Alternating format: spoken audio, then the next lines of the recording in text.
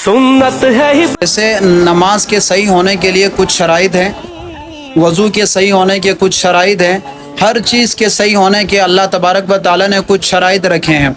इसी तरह कुर्बानी के सही होने के लिए भी चंद शराइत है कि आपके साथ वाले बंदे मुखलिस होने चाहिए, आपके साथ वाले बंदों की कमाई हलाल होनी चाहिए, सूद की कमाई ना हो, रिश्वत की कमाई ना हो।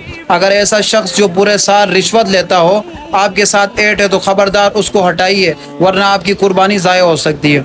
जहाँ ऐसा शख्स आपके साथ शरीक है जो अल्लाह और उसके रसूल के अलावा किसी दूसरे शख्स से मदद मांगता हो, ये जैसे बाज़ लोग कहते हैं कि या अली मदद, बग़ैर किसी तावील के अल्लाह के साथ किसी दूसरे शख्स से मदद मांगना ये भी शिरक है मेरे भाई। इसी तरह कोई ऐसा शख्स तो आपके साथ ऐड नहीं है जो सहाबाई कराम पर तबर्राबाजी करता हो, अल्लाह के नबी के प्यारे सहाबा पर ज़बान दराजी करता हो, या कोई ऐसा शख्स तो नहीं जो पूरे साल सूदी कारोबार करता हो और वो भी आपके साथ ऐड हो।